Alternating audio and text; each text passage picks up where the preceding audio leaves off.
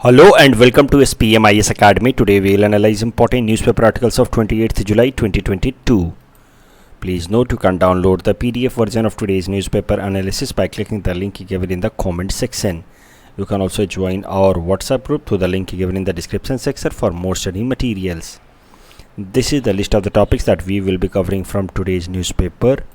The first article is about UN Peacekeeping Force and this topic is important from our syllabus GS paper 2 international institutions point of view. सबसे पहले current context समझते हैं. तो देखिए, हमारे देश से 2 BSF personnels who were serving at UN peace keeping mission in Democratic Republic of Congo have been martyred. तो अभी ये न्यूज़ ऑफ कोर्स अनफॉर्चुनेट है, लेकिन ये news exam point of view से इम्पॉर्टेंट नहीं है. व्हाट इज़ इम्पॉर्टेंट इज़ कि हम देखें कि ये UN पीस कीपिंग फोर्स होता क्या है, ये करता क्या है, इंडिया का क्या कंट्रीब्यूशन है UN पीस कीपिंग में. तो सबसे पहले समझते हैं what are these UN peace keeping force. तो यूनाइटेड नेशन के अंदर दुनिया भर के अलग अलग देश कुछ अपने फोर्सेस कंट्रीब्यूट करते हैं to constitute a force of United Nation जिसका नाम है United Nation peace keeping force. तो दुनिया भर के जो यूनाइटेड नेशन के मेंबर कंट्रीज़ हैं उन्हीं के कंट्रीब्यूशन से ये UN पीस कीपिंग फोर्स बनता है. जैसे इंडिया के अंदर भी जो हमारे आर्म्ड पर्सनल्स हैं या पुलिस फोर्सेस हैं उनसे कुछ कंट्रीब्यूशन दिया जा सकता है to United Nations as a part of its UN peace keeping force. एक बात आपको अच्छे से समझनी है कि UN पीस कीपिंग फोर्स का इस्तेमाल किसी भी ऑफेंसिव एक्टिविटीज़ के लिए नहीं किया जाता है. मतलब कहीं मान लीजिए कि कहीं वॉर हो रहा है तो किसी वॉर के लिए इसको नहीं भेजा जाता है. तो फिर UN पीस कीपिंग फोर्स का काम क्या है वो भी समझिए. मान लीजिए कि कहीं वॉर चल रहा था, अब दोनों पार्टी ने आपस में समझौता कर लिया कि चलिए अब हम लड़ाई नहीं करेंगे, we will talk, we will negotiate. तो उस केस में फिर UN पीस कीपिंग फोर्स को भेजा जाता है कि जो भी पीस के अग्रीमेंट्स डिसाइड हुए हैं दोनों पार्टी के बीच में उस अग्रीमेंट को वो इन्फोर्स कराए. जैसे अभी रसिया और यूक्रेन में लड़ाई चल रही है, अभी यूनाइटेड नेशन चाह करके भी रसिया के खिलाफ कोई UN पीस कीपिंग फोर्स को नहीं भेज सकता. वैसे भी रसिया के खिलाफ भेजना मुश्किल है क्योंकि यूनाइटेड नेशन सिक्योरिटी काउंसिल में रसिया के पास परमानेंट सीट है, यानी कि वीटो पावर भी है, और इस कारण से कोई रिजोल्यूशन रसिया के खिलाफ पास होना मुश्किल है. लेकिन यूनाइटेड नेशन सिक्योरिटी काउंसिल मान लीजिए हाइपोथेटिकली अगर कोई रिजोल्यूशन पास कर भी दे रसिया के खिलाफ तो भी UN पीस कीपिंग फोर्स नहीं जाएगी. अगर ऐसा कुछ हालात बनता है कि बाद में दोनों ही पार्टी रसिया और यूक्रेन एक अग्रीमेंट साइन कर लेते हैं कि okay fine from now on will maintain piece and will negotiate, तो उस पीस के टर्म्स एंड कंडीशंस को इम्प्लीमेंट कराने के लिए UN पीस कीपिंग फोर्स को भेजा जाता है. सरल सी बात है कि UN peace keeping forces are not used for offensive action by United Nation. तो एक सवाल आपके मन में ये भी उठ सकता है कि सर मान लीजिए कि अगर ऑफेंसिव एक्शन करना हो तो कहाँ से यूनाइटेड नेशन फोर्स लाएगा. ये ऑफेंसिव एक्शन मतलब कोई भी अग्रेसर कंट्री या ऑर्गेनाइजेशन के खिलाफ, कोई भी ऐसा देश है या टेररिस्ट ऑर्गेनाइजेशन है जो अग्रेशन फैला रहा है, इंटरनेशनल पीस एंड सिक्योरिटी के लिए खतरा क्रिएट कर रहा है, उस केस में यूनाइटेड नेशन क्या कोई फोर्स का इस्तेमाल नहीं कर सकता?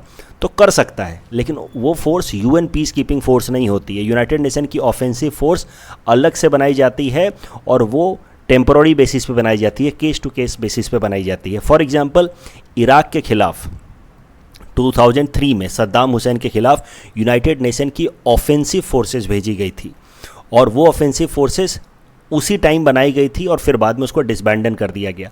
तो ऑफेंसिव फोर्सेस जब बनाई जाती हैं तो अलग अलग देशों से कंट्रीब्यूशन मांगा जाता है कि who wants to send their forces for this particular offensive launch that UN is going to come up with.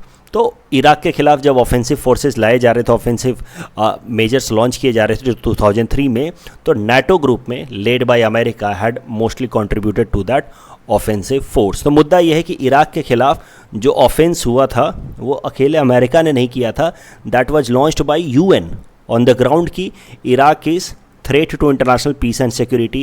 It is developing weapons of mass destruction under Saddam Hussein and that is why he must be removed. लेकिन वो UN की जो forces आई थी Iraq के खिलाफ वो piece keeping force नहीं थी, वो उनकी ऑफेंसिव फोर्सेज थी. दे वर कंट्रीब्यूटेड बाय NATO. एक बार जब ऑपरेशन ख़त्म हो गया तो फिर वो ऑफेंसिव फोर्सेस को डिसबैंडन कर दिया गया. वापस से मुद्दे पे आते हैं. तो आई होप आपको पीस कीपिंग फोर्स का मतलब समझ आ गया होगा. उनको पीस कमिटमेंट्स के फुलफिलमेंट के लिए भेजा जाता है and they can not be used for offensive action. तो यूएन पीस कीपिंग फोर्स का एक्चुअली 3 बेसिक प्रिंसिपल ही हैं। इन तीनों बेसिक प्रिंसिपल को आप देखेंगे तो आप अपने आप समझ जाएंगे कि इनका काम क्या है। They act on consent of parties, यानी कि दोनों ही पार्टी जो भी पहले लड़ाई कर रही थी वो कंसेंट दिखाएंगे कि हाँ हम यूएन पीस कीपिंग फोर्स को चाहते हैं, तभी उनको बुलाया जाएगा। They will act in impartial manner, किसी भी पार्टी को वो सपोर्ट नहीं करेंगे। And non use of force accept in self defence and defence of the mandate, यानी कि वो फोर्स का इस्तेमाल या ऑफेंसिव एक्शन से नहीं करेंगे। Every peace keeping mission is authorised by security council of United Nation, ये भी आपको याद रखना है। पीटी पर्सपेक्टिव से ये बात याद रखिएगा कि United Nation peace keeping forces का यूनिफॉर्म कुछ इस तरीके का दिखता है, and that is why they are also known as blue berets और blue helmets. So UN peacekeepers are sometimes referred as blue berets or blue helmets because of the light blue beret or helmet that they put on. अभी funding कहाँ से आती है peace keeping forces की, वो भी ज़रा समझ लेते हैं। United Nation peace keeping forces के लिए दुनिया भर के जो भी मेंबर्स हैं यूनाइटेड नेशंस के, वो फंडिंग देते हैं, लेकिन सारे देश बराबर तौर पे फंडिंग नहीं देते हैं। अलग अलग देशों की अलग अलग कोटा है जिनको उनको फंडिंग के तौर पे देना है। तो वो किस देश को कितना फंडिंग देना है, that is decided on the basis of A formula. वो फार्मूला काफ़ी कॉम्प्लेक्स है, बट उस फार्मूले में जो जो मेन फैक्टर्स हैं वो ये हैं कि जो भी देश इकोनॉमिकली ज़्यादा वेल ऑफ है उसको ज़्यादा कंट्रीब्यूट करना है, और जो खासकर जो 5 परमानेंट मेंबर्स हैं उनको ज़्यादा कंट्रीब्यूट करना है। तो एक बार मैं फिर से बता दूं, यूएन पीस कीपर्स के या पीस कीपिंग फोर्स का जो फंडिंग है पूरा वो आता है यूनाइटेड नेशन मेंबर्स कंट्रीज से, और उनका फंडिंग का पूरा पैटर्न लिखा हुआ है in article 17 of the charter of United Nations. लेकिन फंडिंग अलग अलग देश अलग अलग अमाउंट में करते हैं। Rich countries make more contribution while poor countries make less contribution. तो top 5 contributors of United Nation peace keeping missions are US, अकेला 27% कंट्रीब्यूशन यूएस की तरफ से आता है पीस कीपिंग मिशंस का। चाइना की तरफ से 15, then Japan, Germany and then UK. अगर मैन पावर की बात की जाए, ये तो बात हुई थी पैसों की कि पैसा कहाँ से आता है पीस कीपिंग मिशंस के लिए। अब बात की जाए मैन पावर की, ह्यूमन रिसोर्स की, तो अलग अलग मेंबर स्टेट्स मैन पावर भेजते हैं ऑन द वॉलेंटरी बेसिस। तो याद रखिएगा, फंडिंग इज लीगली ऑब्लिगेटेड, यानी कि जितना जिस कंट्री को फंड देना है वो मैंडेटरी तौर पे उनको देना ही, it is a legal obligation, कितना फंड आपको देना है। लेकिन ह्यूमन रिसोर्स या मैन पावर वॉलेंटरी है, आपकी इच्छा पे है, आप ज़्यादा दे सकते हैं, कम दे सकते हैं। जो कंट्री जितना ज़्यादा ह्यूमन रिसोर्स भेजता है उसको फंडिंग उतना कम करना पड़ता है। और इसी कारण से देखिए यूएस इतना ज़्यादा फंडिंग करता है, 27% फंडिंग करता है, और इसी कारण से यूएस ने आज तक कभी भी कोई ह्यूमन रिसोर्स कंट्रीब्यूट नहीं किया है ऑन ग्राउंड। तो यूएस सारा काम पैसे से चला लेता है, पैसा दे देता है, and that is Y US never contributed ground troops to United Nations peacekeeping force. Why? Because it contributes 27% of the UN peacekeeping budget. अगर इंडिया की बात की जाए तो इंडिया ग्राउंड ट्रूप्स कंसिस्टेंट तरीके से लार्ज नंबर्स में कंट्रीब्यूट करता रहा है। Overall India is currently 5th largest troop contributor with about 5,323 personnel deployed in 8 out of 13 active United Nations peacekeeping missions। ये डाटा आपको याद करने होंगे क्योंकि इस साल पीस कीपिंग मिशन सब इम्पॉर्टेंट हो गया है फ्रॉम मेंस पर्सपेक्टिव। तो ये सब डाटा जब तक आप नहीं लिखेंगे आपको नंबर नहीं मिलेंगे। और देखते हैं, अभी तक इंडिया ने टोटल 2,53,000 इंडियंस भेजे हैं इन 49 out of 71 UN peace keeping missions around the world since UN peace keeping mission started in 1948। और अभी तक भारत से 175 पीस कीपर्स मर्टायर हो चुके हैं, शहीद हो चुके हैं during their UN peace keeping operations. और इसके साथ ही India is the country which has lost most of the peace keepers as compare to any other country. तो हमारे देश से जितने शहीद हुए हैं United Nation peace keeping mission में, उससे ज़्यादा और किसी देश में शहीद नहीं हुए हैं। एक और पीटी पर्सपेक्टिव से आपको फैक्चुअल बातें ध्यान में रखनी है कि in 2007 India became the first country to deploy an all women contingent to UN peace keeping mission. तो एक हमने कंटीजेंट या टुकड़ी भेजी, प्लेटून भेजा, that was composed mainly of women, and this is how India became the first country to do so in 2007। इस topic के basis पे ये प्रीलिम्स प्रैक्टिस क्वेश्चन हमने आपको दे रखा है। Please attempt this question and you can submit the answer in the comment section. The next article is about integrated theater commands, and this topic is important from our syllabus GS paper 3 defense and security point of view.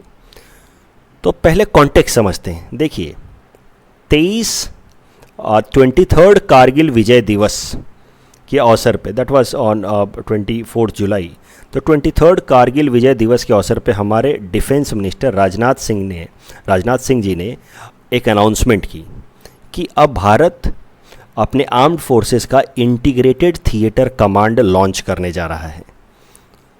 तो ये announcement important नहीं है, date मत रटने लगिएगा कि कौन से तारीख को अनाउंस की गई. मुद्दा ये है कि हमारे डिफेंस मिनिस्टर जी ने अनाउंस किया कि India is going to now launch integrated theatre command for its 3 armed force services. तो समझना है कि क्या है integrated theatre command. Integrated theatre command का सरल सा मतलब है कि जो हमारे 3 आर्म्ड फोर्सेज हैं, navy, air force and Indian army, इन तीनों को मिला करके एक यूनिफाइड कमांड सेंटर बनाया जाए जिसका एक सिंगल कमांडर हो फॉर ए पर्टिकुलर एरिया. तो मान लीजिए कि ये पर्टिकुलर एरिया है, तो इस एरिया में ऐसा नहीं है कि एयरफोर्स अलग ऑपरेट करेगा, नेवी अलग ऑपरेट करेगा. वैसे इस एरिया में नेवी तो होगा नहीं. मान लीजिए इस एरिया की हम बात करें तो एयरफोर्स अलग ऑपरेट कर रहा है, नेवी अलग ऑपरेट कर रहा है, आर्मी अलग ऑपरेट कर रहा है. अभी तक ऐसा ही होता रहा है. फॉर एग्जाम्पल अगर आप यहाँ पे देखिए तो ये जो है एयरफोर्स का ट्रेनिंग कमांड है. यानी कि देखो अलग अलग फोर्सेस का अपना एक कमांड सेंटर होता है. वो कमांड सेंटर को हेड करता है उस फोर्स का एक लीडर जो 4 स्टार ऑफिसर होता है. तो जैसे आप देखिए यहाँ बेंगलोर में है ट्रेनिंग कमांड ऑफ एयरफोर्स, तो इसको हेड करेंगे एक 4 स्टार ऑफिसर ऑफ एयरफोर्स. फिर यहाँ पे है वेस्टर्न कमांड है नेवी का इन मुंबई, तो इसको नेवी के एक 4 स्टार ऑफिसर हेड करेंगे. कहीं पे आर्मी का है, इंडियन आर्मी का साइन ये है, तो जयपुर में है इंडियन आर्मी का एक कमांड. तो मतलब इंडियन आर्मी के भी टोटल 7 कमांड्स बने हुए हैं अलग अलग जगहों पे. वो कमांड का मतलब क्या होता है कि एक पर्टिकुलर एरिया, आर्म फोर्सेस में एरिया को हम लोग थिएटर नाम से जानते हैं. तो geographical areas are known as theatres in armed forces. तो एक पर्टिकुलर थिएटर, इस थिएटर की अगर बात की जाए तो यहाँ पे एक कमांड होगा आर्मी का, और वो कमांड या ट्रुप को हेड करेंगे एक 4 स्टार ऑफिसर. वैसे ही एक कमांड होगा नेवी का, एक कमांड होगा मान लीजिए एयरफोर्स का. इस तरीके से अलग अलग एरियाज़ में अलग अलग कमांड हैं. तो टोटल आर्मी के भी अगर करंट सिचुएशन देखी जाए तो हमारे देश में 17 अलग अलग कमांड्स हैं आर्म्ड फोर्सेस के. 7 कमांड्स हैं अलग अलग एरियाज़ में इंडियन आर्मी के, 7 हैं एयरफोर्स के और 3 हैं नेवी के. And each command is headed by A 4 star rank military officer, जैसा कि मैंने आपको बताया. अब क्या किया जाएगा कि एक पर्टिकुलर एरिया को यूनिफाइड कर दिया जाएगा और इस पर्टिकुलर एरिया में इंडियन आर्मी, इंडियन नेवी और आर्म फोर्स और आर्मी ये एक साथ कोऑर्डिनेशन में काम करेंगी. इसी को नाम दिया जा रहा है इंटीग्रेटेड थिएटर कमांड. और इंटीग्रेटेड थिएटर कमांड का जो लीडर होगा, he or she will not be answerable to any individual services. ये नहीं कि आर्मी को आंसरेबल होगा या नेवी को, वो सीधा आंसरेबल होगा चीफ ऑफ डिफेंस सर्विसेज को या उसके ऊपर. तो इस तरीके से एक इंटीग्रेटेड थिएटर कमांड बनाया जा रहा है. इसका टेक्निकल डेफिनेशन में एक बार पढ़ देता हूँ. Integrated theatre command envisages a unified command of 3 services. तो तीनों सर्विसेज का एक unified command with a single commander for a geographical theatre या एरिया. इससे फ़ायदे क्या हो सकते हैं? What are the benefits of integrated command? Better coordination amongst the 3 armed forces. अभी तीनों अलग अलग अपना अपना काम करते हैं, तो बहुत बार कैसा होता है, it leads to duplication of work.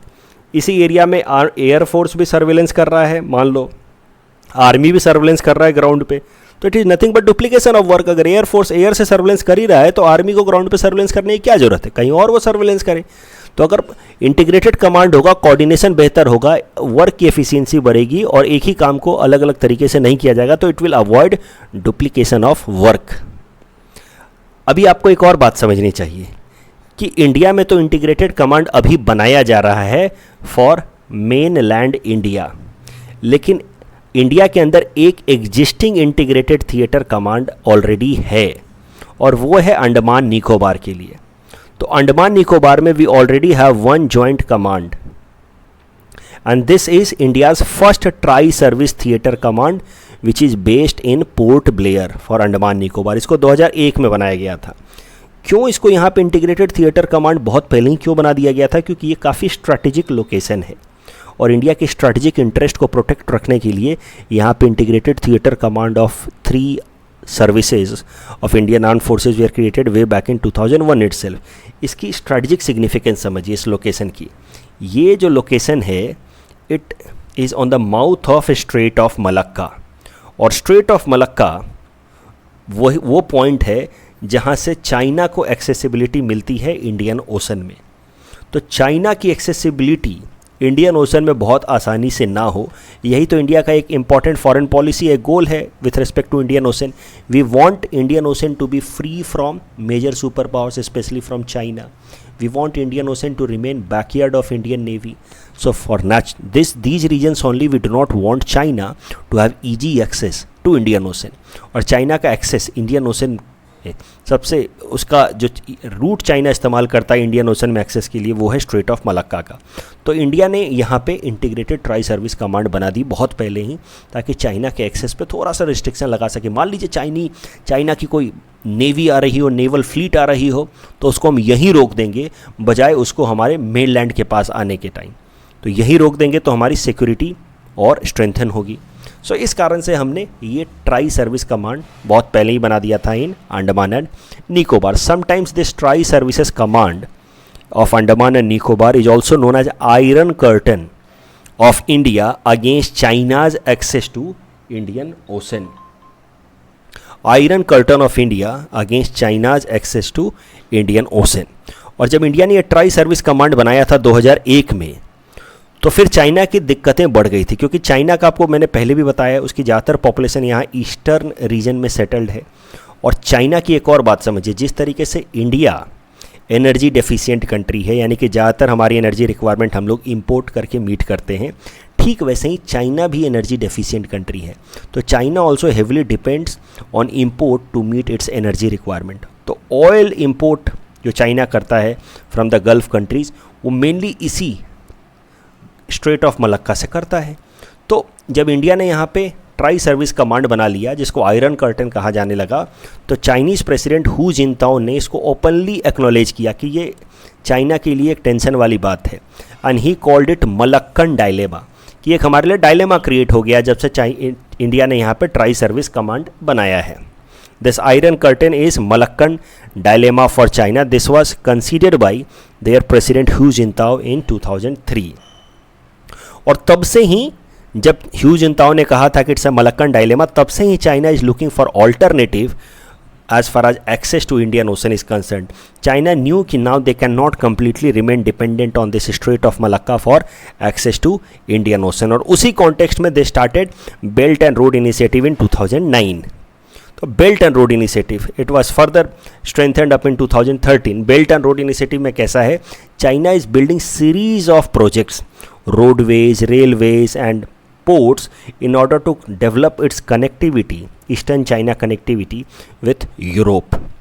और इस बेल्ट एंड रोड इनिशिएटिव में सीरीज ऑफ रोडवेज बनाए जा रहे हैं, रेलवेज बनाए जा रहे हैं, पोर्ट्स बनाए जा रहे हैं। इसमें 2 प्रोजेक्ट खासे इंपॉर्टेंट हैं इंडिया के पर्सपेक्टिव से। देखो जैसे यहाँ से रोड्स बनाए गए, यह है बेल्ट एंड रोड इनिशिएटिव का रोड वाला हिस्सा। उसका एक ऑफसूट बनाया गया है, एक रोडवे बनाया गया है जिसका नाम है CMEC, China Myanmar economic corridor, जो चाइना के कुमिंग प्रोविंस से म्यांमार के क्याकफाओ और यांगून पोर्ट तक आता है। अब इससे क्या कर लिया चाइना ने, चाइना का जो मलक्कन डायलेमा था स्ट्रेट ऑफ मलक्का में, हमने यहाँ पे आयरन कर्टन बनाया था। अब चाइना ने बेल्ट एंड रोड इनिशिएटिव की मदद से अपनी एक्सेसिबिलिटी इंडियन ओशन में डायरेक्ट इंश्योर करा दी इस रोड की मदद से। तो एक हो गया China Myanmar economic corridor which helps in addressing the Malaccan dilemma of China. दूसरा चाइना पाकिस्तान इकोनॉमिक कॉरिडोर, जो Kashgar region of Xinjiang province of China को कनेक्ट करता है with Gwadar port of Pakistan. तो यहाँ से इस साइड से यहाँ पे इस तरीके से चाइना ने 2 एक्सेसिबिलिटी ओपन कर दी है to the Indian Ocean in order to address its Malaccan dilemma starting due to iron curtain caused by tri service command of India at Andaman and Nicobar. तो ये है अभी तक की बैकग्राउंड। अब तो इंडिया पूरे अपने मेनलैंड पे भी ट्राई सर्विस कमांड डेवलप कर रहा है। अभी तक हमारा ट्राई सर्विस कमांड बस एक था जो यहाँ था। देखिए, एक डिफेंस मिनिस्ट्री ने एक कमेटी बनाई थी, सेकेतकर कमेटी। ये कमेटी का नाम याद रखिएगा, Shekatkar committee was constituted for modernisation of defence services in India. तो सेकेतकर कमेटी का रिकमेंडेशन था कि हमारे देश में जो इंटीग्रेटेड थिएटर कमांड्स बनने वाले हैं वो टोटल 3 इंटीग्रेटेड थिएटर कमांड्स बनने चाहिए। यानी कि हमारे देश के मेनलैंड को 3 पार्ट में बांटा जाना चाहिए, western part, northern part and southern part. Western part एक थिएटर कमांड होना चाहिए, यहाँ पे इंडियन आर्मी, नेवी और एयरफोर्स का एक कमांड यूनिट होना चाहिए जिसका सेंटर होना चाहिए न्यू दिल्ली। दूसरा, नदर्न पार्ट का एक कमांड सेंटर होना चाहिए जिसका हेडक्वार्टर होना चाहिए Kolkata.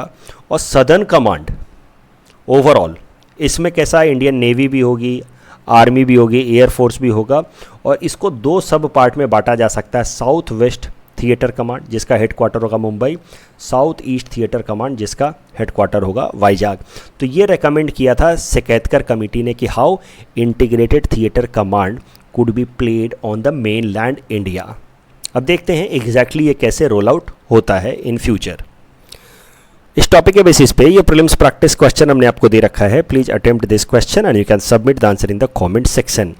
The next article is about world hepatitis day and this topic is important from our syllabus GS paper 2 governance point of view especially from health segment। देखिए आज का दिन यानी कि 28 जुलाई ये पूरे दुनिया भर में वर्ल्ड हेपेटाइटिस डे की तरह ऑब्जर्व किया जाता है। इस दिन हेपेटाइटिस के खिलाफ अवेयरनेस क्रिएट करने की कोशिश की जाती है और इस साल 2022 का वर्ल्ड हेपेटाइटिस डे का थीम है bringing hepatitis care closer to you. अभी हेपेटाइटिस वर्ल्ड हेपेटाइटिस डे के बारे में मुझे नहीं लगता कि आपसे पूछेगा कि कौन सी तारीख थी, क्या थीम था, लेकिन ओवरऑल हेपेटाइटिस के बारे में आपको जानना चाहिए। तो हेपेटाइटिस एक तरह की बीमारी है जो लीवर में होती है mainly. It causes inflammation of liver, तो लीवर में थोड़ा सूजन आ जाता है। It is caused because of viruses, तो इट्स अ वायरल डिजीज़ और अलग अलग तरह के वायरसेस के कारण अलग अलग तरह का हेपेटाइटिस हो सकता है। तो group of viruses that causes hepatitis disease are known as hepatotropic viruses, और इनसे अलग अलग तरह के वायरसेस होते हैं जिनसे अलग अलग तरह की हेपेटाइटिस बीमारी होती है, like hepatitis A, B, C, D, E. तो सबके बारे में ब्रीफली समझ लेते हैं। Hepatitis A and E are caused due to contaminated water और फूड। तो अगर आप कॉन्टामिनेटेड खाना खाते हैं, फूड खाते हैं, तो हेपेटाइटिस ए आई ई हो सकता है। B and C is caused by due to body fluids like blood and sweat of others. तो मान लीजिए किसी और आदमी को हेपेटाइटिस बी या सी हुआ है, उसका बॉडी फ्लूइड अगर आपके बॉडी के कांटेक्ट में आता है जैसे कि ब्लड या स्वेट, तो आपको हेपेटाइटिस बी या सी हो सकता है। Hepatitis D happens only to those people who are infected with hepatitis B. तो बी और फर्दर एग्रीवेट होकर के एक और तरह का वायरस ले आता है, हेपेटाइटिस डी। तो इस तरीके से there are different kinds of hepatitis A, B, C, D and E. आपको एक बात ये जानना है कि vaccination of hepatitis A and B has been developed। Treatment, hepatitis A and E are self limiting diseases, मतलब ये अब खुद होते हैं, खुद ही ठीक हो जाते हैं, and there is no specific anti viral medication required. But hepatitis B and C के लिए इफेक्टिव मेडिकेशंस आर अवेलेबल। तो हेपेटाइटिस डी के लिए कोई खास इफेक्टिव मेडिसिन नहीं है, तो कोशिश ये करनी होती है कि जैसे ही हेपेटाइटिस बी हो उसको उसी टाइम में रोक दिया जाए, क्योंकि हेपेटाइटिस बी को कुछ टाइम में नहीं रोका गया तो ये हेपेटाइटिस डी में कन्वर्ट हो सकता है। इस टॉपिक के बेसिस पे ये प्रीलिम्स प्रैक्टिस क्वेश्चन हमने आपको दे रखा है। Please attempt this question and you can submit the answer in the comment section. इस क्वेश्चन को अटेम्प्ट करने के लिए आपको ये हिंट्स की थोड़ी जरूरत पड़ेगी। Please read this hints and then attempt this question. Next article is about climate change impact on agriculture, and this topic is important from our syllabus GS paper 5 Assam issues point of view. सबसे पहले current news देखते हैं। तो असम सरकार ने एक report publish की है ऑन क्लाइमेट चेंज, जिसमें एक्सप्लेन किया गया है कि हाउ क्लाइमेट चेंज में affect agriculture sector of Assam in future. तो इसमें अलग अलग बातें बताई गई हैं कि how climate can impact agriculture. तो सबसे पहला बताया गया है कि राइस जो मेजर क्रॉप है आसाम का, उस पर कैसे क्लाइमेट चेंज नेगेटिव इम्पैक्ट कर सकता है। तो बताया गया कि rice is a C3 plant. तो पहले ज़रा देख लेते हैं C3 और C4 प्लांट्स ये क्या होते हैं। देखो, प्लांट्स को 2 कैटेगराइजेशन में डाला गया है mainly, C3 plants and C4 plants. ये जो कैटेगराइजेशन है that is on the basis of the kind of photosynthesis method they undergo. तो कुछ प्लांट्स C3 फोटोसिंथेसिस पाथ अपनाते हैं, कुछ प्लांट्स C4 फोटोसिंथेसिस पाथ अपनाते हैं। अभी ये एग्जैक्टली क्या है ये हमारे स्कोप से बाहर है। Even I don't understand in too much detail कि हाउ एग्जैक्टली, क्योंकि ये एग्रीकल्चरल साइंटिस्ट बेहतर समझेंगे। बट आपको बस इतना समझना है और इससे आपका काम चल जाएगा एग्जाम में कि फोटोसिंथेसिस मैकेनिज्म के बेसिस पे कुछ प्लांट C3 कहे जाते हैं, कुछ प्लांट C4 कहे जाते हैं। 85% जो प्लांट्स हैं, ज़्यादातर प्लांट जो हैं वो C3 टाइप के होते हैं। इसी में होता है राइस, वीट, सोयाबीन, जबकि बचे हुए प्लांट जो हैं वो C4 में हैं, वो कम है 15% के आसपास। उसमें आते हैं corn, sorghum, sugar cane, millet. अभी C3 प्लांट का कैसा होता है कि क्लाइमेट चेंज के साथ वो अपने आप को अडाप्ट नहीं कर सकते, टेम्परेचर चेंज के साथ वो अडाप्ट नहीं कर सकते, लेकिन C4 कुछ हद तक अडाप्ट कर सकते हैं। इसीलिए क्लाइमेट चेंज के कारण कॉर्न की प्रोडक्टिविटी में उतना असर नहीं पड़ेगा, लेकिन राइस की प्रोडक्टिविटी में असर पड़ेगा, क्योंकि राइस इज C3 और C3 अपने आप को चेंजिंग टेम्परेचर के साथ जल्दी अडाप्ट नहीं कर सकता। उसके अलावा C3 को ज़्यादा वाटर की रिक्वायरमेंट भी होती है, क्योंकि C3 goes through a process known as photo respiration where it loses a lot of water and this is how C3 plants को वाटर भी ज़्यादा चाहिए। तो क्लाइमेट चेंज के केसेस में अगर वाटर कम होता है तो C3 प्लांट्स को असर पड़ेगा। उसके अलावा C3 प्लांट्स टेम्परेचर के साथ अपने आप को अडाप्ट नहीं कर सकते एज़ कम्पेयर टू C4। तो corn, sorghum, sugar cane, millet ये क्लाइमेट चेंज में भी अपने आप को अडाप्ट कर सकते हैं।